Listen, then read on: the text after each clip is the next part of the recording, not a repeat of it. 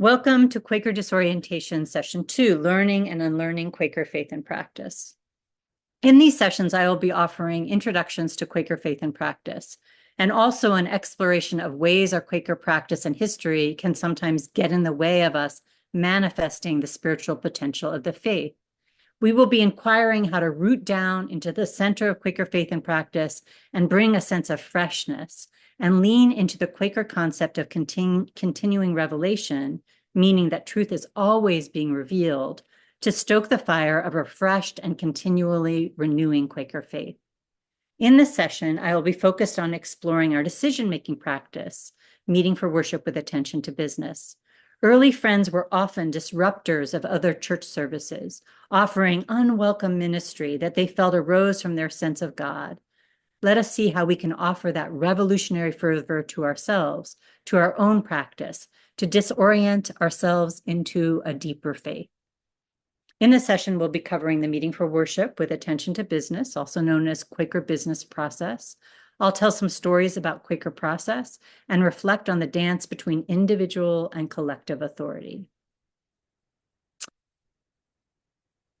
Quakers make decisions together about our business with a practice very much arising from our meeting for worship. We call it meeting for worship with attention to business.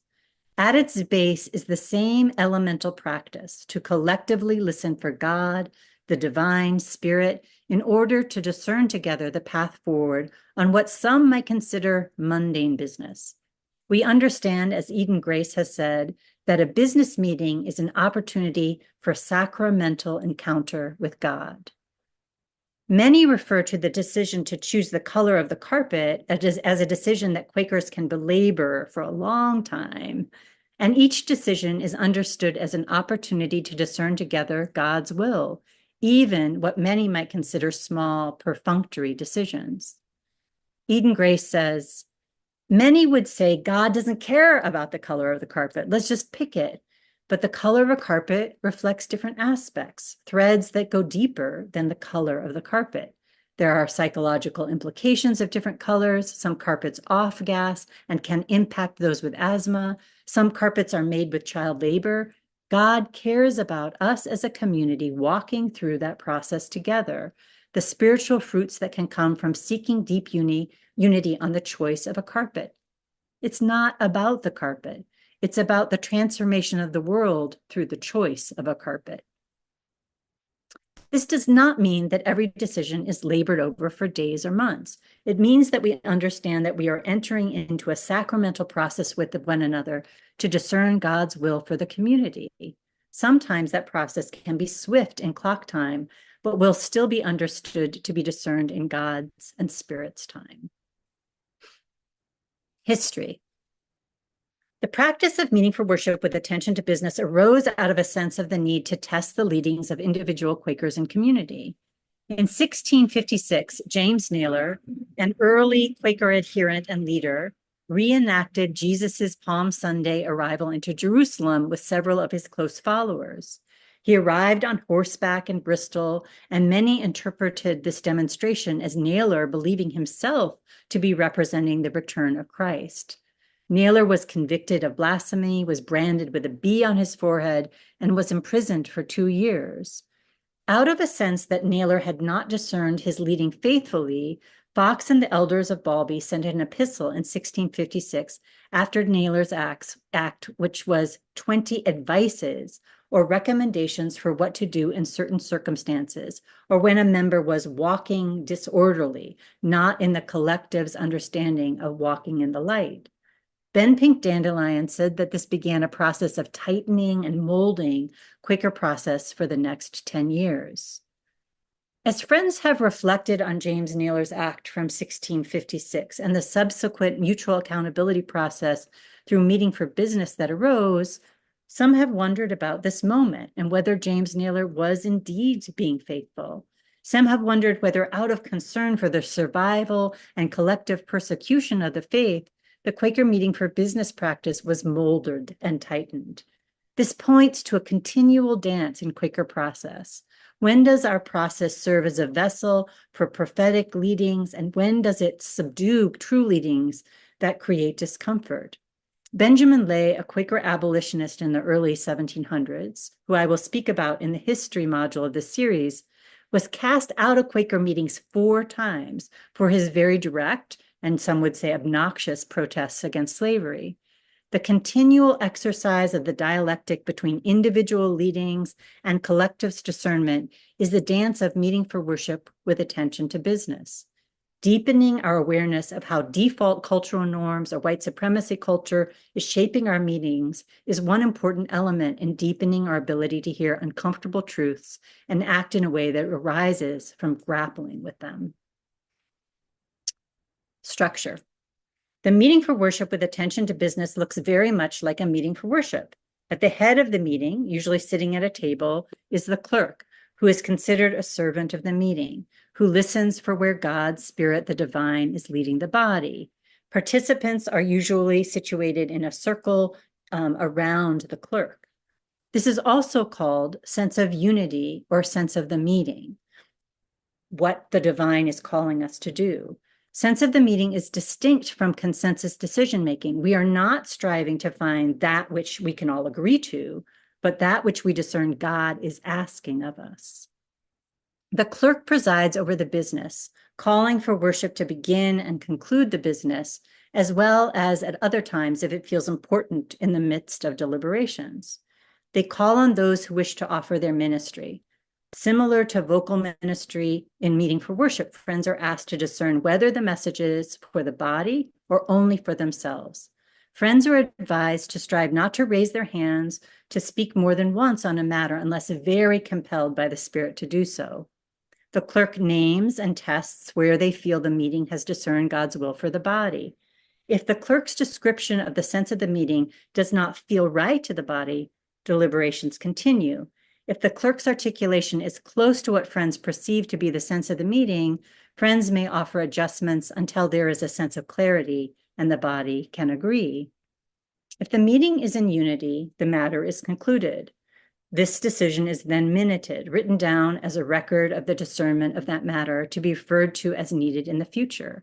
Sometimes there is a recording clerk that writes the minute, and sometimes the presiding clerk also records the decision. But friends can choose 2 other paths. One is to stand aside, which means the individual friend does not agree with the sense of the meeting articulated, but is willing to trust the body to move forward. Often their standing aside is recorded with a minute. Another is for a friend to stand in the way, which means that the friend will likely leave the community if the body moves forward with the sense of the meeting as articulated. In this case, it is usual practice that the body will not move forward and instead will continue deliberations with the sense that that person's sense of God's, the Spirit's will, may have wisdom the group needs to heed before moving ahead. Friends are asked to deeply consider whether their standing in the way is compelled by their own will or by their apprehension of the will of God and the Spirit. Eden Grace says about this process, each and every decision is a holy and sacred and sacramental opportunity. There is no secular work. One last thing on structure. Quaker meetings are called monthly meetings because we conduct our business once a month, even though we meet for worship weekly. Many monthly meetings cluster together in a structure called quarterly meetings, wherein a number of geographically proximate meetings gather together to do business once a quarter. Geographically proximate meetings from a larger area, including the quarters, gather together to do business once a year. Thus, they are called yearly meetings. This is the collective that can take action on behalf of all the monthly meetings within its care. The yearly meetings write the books of faith and practice or discipline, which guide the practice of the monthly meeting under its care. Within the monthly meeting, there is a sense of the importance of faithfulness of each member to their inward guide. This is where authority within Quaker faith arises, from that originating insight of Fox's of the ability to have a direct relationship with God and discern its meaning in our lives. The next body of authority is the monthly meeting, then the quarterly meeting, then the yearly meeting. The understanding is that leadings rise from the individuals and gather together in these progressively larger bodies, but that the authority rises from the light of the divine in the hearts of the individual faithful friends upward to the yearly meeting. It is, in its essence, a very grassroots orientation. Quaker process can be very moving. I'll tell you two stories that I found powerful. Same-sex marriage minute in Iowa Yearly Meeting Conservative. I became a Quaker in Iowa Yearly Meeting Conservative in the early 1990s. Conservative Quakers conserve the practice of the presiding clerk also serving as the person who records the minutes. They also tend to be more Christocentric. I found it to be a very loving and welcoming community. I'm bisexual and fell in love with a woman for the first time not long after I started attending Quaker meeting. For years, the yearly meeting had deliberated on same-sex marriage and not been able to come to unity. At the time, there were queer people in leadership in the yearly meeting, and there was a groundswell in support of moving toward marriage equality. I served on a yearly meeting committee that met 3 to 4 times before the yearly meeting sessions, writing a proposed same-sex marriage minute for the yearly meeting's consideration. Basically, it said that if any monthly meeting married a same-sex couple, the yearly meeting would officially record that marriage. When yearly meeting sessions rolled around, there was an upswell of enthusiasm and excitement at the prospect of the yearly meeting taking this collective action, which at the time was not legal in any state. People wore rainbow pins and more queer folks came to sessions that year than had in several years. There was a kind of giddiness in the air. When the minute was read and considered, many people spoke in support of it, but 2 friends rose to stand in the way. One had not been to yearly meeting sessions in 6 years, and if he had been the only person standing in the way, friends would have said, "You are not an active member, so we will move ahead." But another beloved and very active member did rise and stand in the way of the minute. For many of us, this was crushing, heartbreaking, when we felt that the overwhelming sense of love and unity was in the room. There was a lesbian couple that was active that was so hurt they did not return to the yearly meeting. And I am sure that the single friend who stood in the way was not speaking only for himself. There were others in the room that shared his concerns. Those of us on the committee reconvened, licked our wounds, and realized that we had undergone a process we had not invited the rest of the body into. So for the next year, we visited monthly meetings and inviting them to deliberate on the minute for themselves. Some conflict arose and friends grappled with one another, facing their differential understandings of same-sex marriage and what God might be calling us to do. Every member of the yearly meeting was invited to test their own sense of what marriage means and what loving each member of the meeting might call us to do. We returned the following year, and the exact same minute was read and proposed on the floor of the yearly meeting. There was a hush in the meeting room, a quiet. I don't remember very many friends speaking to the minute, though I imagine a few did. The clerk asked if the yearly meeting was in unity with the minute, and all in the room said, "Approved." It was a deep moment for me as a queer person to feel as though that entire body, every person had my back, that they believed in my right to marry, to love fully who I love, nestled in community. That if I were to be harassed or met with discrimination, every person in that room would stand beside me. The mysticism of Quaker faith brought me to Quakers, but Quaker process that felt in some ways miraculous to me inspired me to stay. Another story is about a reparations decision at Green Street monthly meeting. Sometimes faithful deliberation can occur more quickly. A few years ago, my meeting, Green Street monthly meeting, needed to renovate the meeting house after years of deferred maintenance. It was going to cost a lot of money.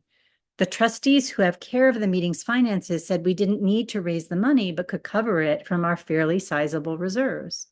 When we found this out, many of us wondered whether we were using these resources in alignment with our values, particularly our racial justice values. We engaged in a 6-month spirituality of money course taught by a member. Then I invited a few members to start a reparations committee under the care of worship and ministry with me. We first tried to identify projects that the meeting might fund, but the meeting turned each of them down. We slowed down the work of the committee. Then the pandemic hit and George Floyd was murdered. We started to convene again, and the new clerk invited us to consider making a proposal to the meeting. After trying out a few more proposals that involved specific reparative action, the Reparations Committee decided that what we needed to do was invite the meeting to not fund projects, but commit to reparations. A few folks from the meeting took a reparations course taught by the Truth Telling Project. A couple of friends with real standing in the meeting joined our committee, and then we began to prepare to present a proposal to the meeting. We looked at tools to budget for reparations, looked at the meeting's finances, and planned the presentation of a proposal to the business meeting. The proposal was that the meeting budget half of its discretionary income toward reparations for 10 years, which for the meeting was $50,000 a year for a total of $500,000. That this money would be used to offer repair to our Black Germantown neighbors, and that the authority to distribute these funds would be in the hands of the Black members and attenders of the meeting. We presented twice to the monthly meeting, first sharing the UN definition of reparations, a powerful video from Miss Kimberly Jones, which makes a moving case for reparations, and shared the proposal of $50,000 a year for 10 years. The next meeting for Worship with Attention to Business, we were inviting the meeting to make the decision together. We shared a document that we wrote called Patterns of Whiteness to Pay Attention to as we consider proposals for deeper change regarding anti-racism, reparations, and wealth redistribution. The document began, "We white folks have a lot of defenses when deeper anti-racism initiatives are proposed, especially those that require us to take some risks or step out of our sense of comfort. In this conversation about funding reparations, it is quite likely some of these patterns may emerge. We encourage you to watch for them in yourself and others. When you notice them, please identify them. Obviously, we want to be spirit-led in our discernment, and sometimes when these emerge in a conversation about structural racism or taking action to shift it, they might feel like spirit talking, but we ask you to reach beyond your discomfort and strive for the deeper sensing of the spirit beneath these common patterns of white resistance to deeper anti-racist change. That said, open consideration of dissent is the hallmark of Quaker process and should be encouraged, welcomed. Just seek to discern from whence your dissent arises." We shared the proposal, and after some discussion and questions, the meeting miraculously approved. The minute begins, the Reparations Committee recommends that $50,000 annually be drawn over 10 years from 2021 to 2030 from reserves held by trustees and paid as wealth redistribution to Black people in the United States as a step toward reparations. It was a moving moment. Gabe Airy was clerk of the meeting at the time and wrote this about the decision. "I was in my second year as clerk of the meeting when we came to Unity in 2021 to commit $500,000 of the meeting's accumulated wealth. It may forever be one of the most profound spiritual experiences of my life. There is a sad history of Quaker decision-making processes being used to perpetuate a structurally racist status quo. One could imagine an alternate path where Green Street meeting allowed this to delegitimize or delay our consideration, or even derail us from the path toward justice entirely. Yet as we sat in discernment and worship, it became clear that it was through the voice of the Reparations Committee that Spirit called us to act boldly. We listened and we leapt. The work of undoing racism," he continues, "and making reparations is difficult and far from complete, but no other work in my memory has so energized and inspired us as a faith community." After implementing some reparations projects, we had a picnic for those who had participated in our efforts. Gabrielle James, another founding member of the Reparations Committee, reflected on the reparations efforts of the meeting. "I feel blessed and proud to be a part of my meeting. We have become a positive and visible part of our community." Quaker business practice, when we do it in a rule-bound way or perfunctorily or without a sense that we are here to be changed, can maintain the status quo, as Gabe Airy suggests. But it is a living practice, not rule-bound, practiced in community, and can be as surprising and prophetic as messages in meeting for worship can be. When leadings rise up and are seasoned and enlivened in the collective body, they can lead us to profound understandings and actions. as well as deepened relationships. We have refused to hear some of our prophets over our history or cast them out of the Religious Society of Friends. At its best, Quaker Process provides a container for the community to deepen and grow in faithfulness and to hear uncomfortable truths and proposals for action that may initially upset us. But the Spirit, God, is calling us and often can offer a vessel for the revelatory invitation that we have a hard time hearing. And when we listen, the sense of unity and collective action that can emerge can be transformative.